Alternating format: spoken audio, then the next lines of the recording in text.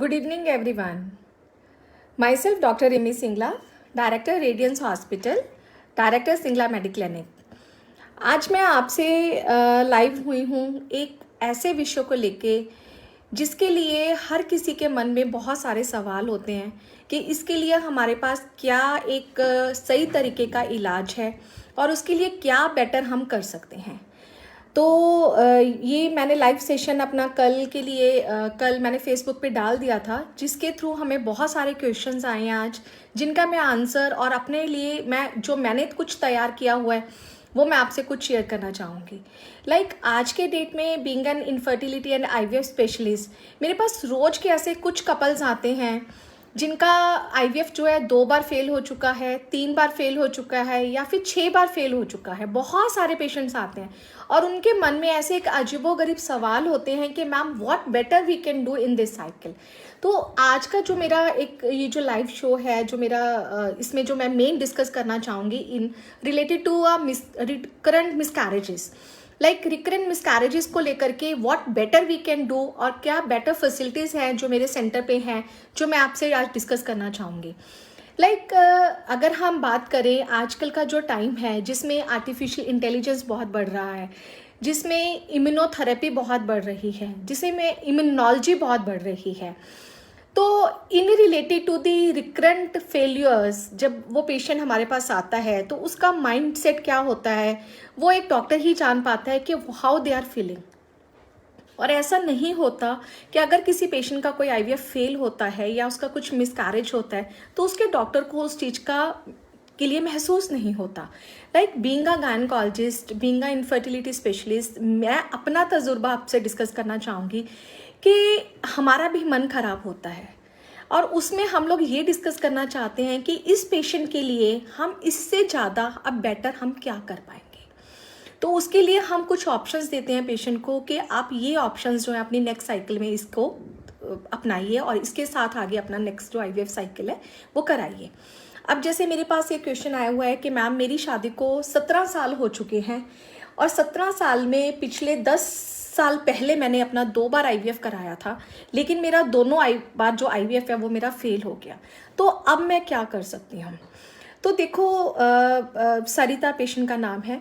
तो इसमें सरिता देखो, मैं आपसे ये आपको जो मैं गाइड करना चाहूँगी कि जैसे सपोजिंग आपका जो 2 बार फेल हुआ उसमें आपके जो वाइफ आपकी जो आपके जो अपने एग्स की क्वालिटी है कि वो कैसी थी, आपका जो हस्बैंड के शुक्राणु थे, जो आपके हस्बैंड के सीमन एनालिसिस जिसको हम बोलते हैं उसमें काउंट कैसा था, मोटिलिटी कैसी थी, उसकी मोर्फोलॉजी कैसी थी, and what about the semen fertility index कि उसके आपके हस्बैंड का सीमन फर्टिलिटी इंडेक्स कैसा था और आपके जो एम्ब्रियोज बने हुए थे उनकी वो कैसी थी, क्वालिटी कैसी थी, whether they are grade 1, grade 2, grade 3, what quality of embryos are दे।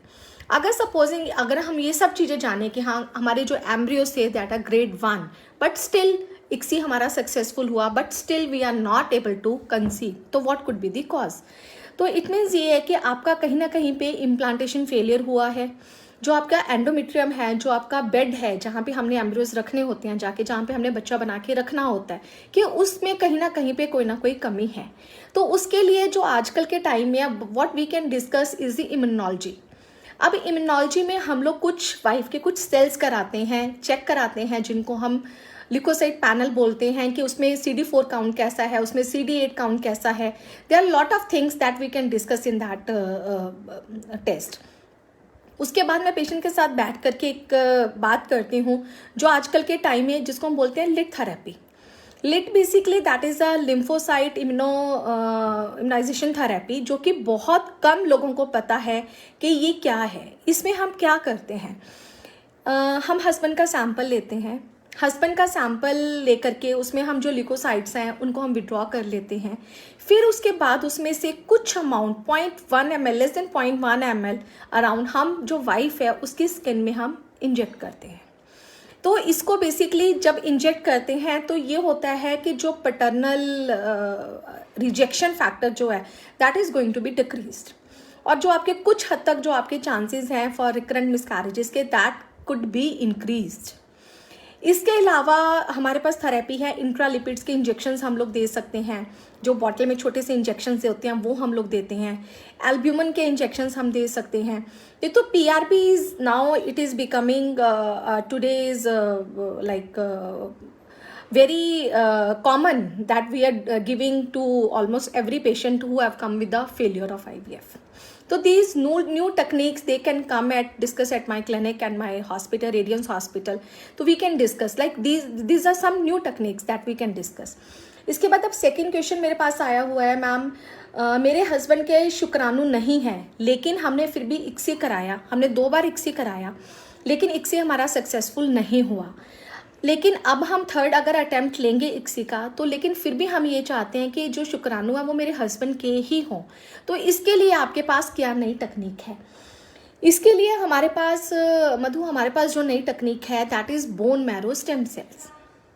आपके जो हस्बैंड है उनकी जो बोन मैरो है, जो इलाइक क्रेस्ट है, जहाँ पे आपके जो बॉडी के पूरे सेल्स हैं जो बनते हैं, तो वहाँ से हम सेल्स जो हैं वो उनको हम विड्रॉ करेंगे। उनको हम सेल्स को हम विड्रॉ करके उसके बाद उसमें से जो बोन मैरो मतलब लगा लो कि जो टेस्टिकुलर सेल्स हैं वो हम सेल स्टेम सेल्स जिनको हम बोलते हैं वो हम वहाँ से निकाल करके we are going to inject into your husband's testis.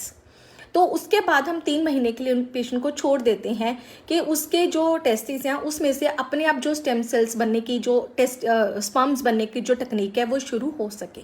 उसके बाद फिर हम 3 महीने के बाद इस चीज़ को हम देखते हैं, दोबारा से इवेल्युएट करते हैं कि हाउ इज द प्रोग्रेस। तो this is a very new technique in India now that we can opt. Like options बहुत सारी होती हैं, पर कई बार क्या होता है कि पेशेंट्स को अवेयरनेस नहीं होती है, एक जनरलाइज अवेयरनेस जो होती है पेशेंट्स को वो भी कई बार नहीं होती है। इसके अलावा तीसरा मेरा एक सवाल एक और आया है, मैम मेरे को एंडोमेट्रोसिस है और एंडोमेट्रोसिस जो है वो मेरे को ग्रेड 3 ग्रेड 4 के लेवल पे है।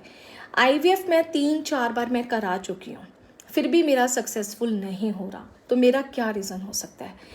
इसमें मैं ये सजेस्ट करना चाहूँगी कि जो ग्रेड 3-4 एंडोमेट्रोसिस के जो पेशेंट्स होते हैं उसमें very very little chances for conceiving कि वो नेचुरल कंसीव कर सकते हैं। तो उसमें जो एक चांस रहता है हमारे पास वो IVF इक्सी का ही रहता है कि they can opt for this.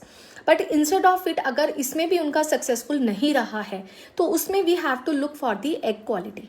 कई बार क्या होता है कि जो एंडोमेट्रोसिस के जो पेशेंट्स होते हैं उसमें जो एग्स की क्वालिटी होती है वो कई बार बहुत अच्छी नहीं निकलती है, तो उन पेशेंट्स को फिर हम डोनर एग के लिए ऑप्ट कर सकते हैं। Although it is very hard to say कि आप अपने एग्स मत लो, आप डोनर एग लो, बट अगर वो पेशेंट को नहीं हो रहा, कंसीव ही नहीं हो रहा, तो एट लास्ट अगर उनको बच्चा करना है तो वो अडॉप्शन करेंगे। लेकिन अडॉप्शन से बेटर तो डोनर एग है। एटलीस्ट वॉर्म जो है वो तो मदर का यूज़ हो रहा है। दे डोंट वांट कि हाँ किसी को ये तो नहीं कि उन्होंने अडॉप्टेड चाइल्ड लिया है, चाइल्ड को उन्होंने अडॉप्ट किया है। If they have the facility कि अपने गायनेकोलॉजिस्ट से और सेंटर पे आके डिस्कस करें कि ma'am we want to take this option but this should be very confidential and at our centre it is very very confidential. We shouldn't declare कि what patient have done what, कि उसका हमने किसी का donor egg लिया या किसी का हमने डोनर सीमन लिया या हमने सेल्फ लिया है, whatever we have done it will be very confidential. तो उनके लिए एक ये नई तकनीक नहीं मैं कहूँगी, but this is a new option that they can opt. तो आज का जो मेरा मैसेज है, आज का जो मेरा फेसबुक लाइव सेशन है, वो बेसिकली मैं यही एक मैसेज देना चाहूँगी कि we have lot of options in a patients with recurrent miscarriages, in patients with previous 2, 3 और 4 failures, but still they have to they don't give up. This is my message today. Please don't give up because it is a beautiful journey. और जो patients इसमें लगे रहते हैं according to my around 17-18 years experience, तो मैं यही suggest करूँगी कि जो पेशेंट्स लगे रहते हैं वो कभी भी ऐसा नहीं हुआ कि वो लेके ना जाए। जो छोड़ जाते हैं, बीच में गिव अप कर जाते हैं, उसके लिए we can not say anything, but जो लगे रहते हैं दे नेवर के वो ना लेके जाए। तो this is my message to all my Facebook viewers, please don't give up and don't lose your hope. Thank you. If you want to consult me, and my helpline number is always on the Facebook. It's at Radiance Hospital, and I'm available at my both the clinics. Like Radiance Hospital, it is a multi-specialty hospital, and at Singla My Clinic, Mohali. Thank you.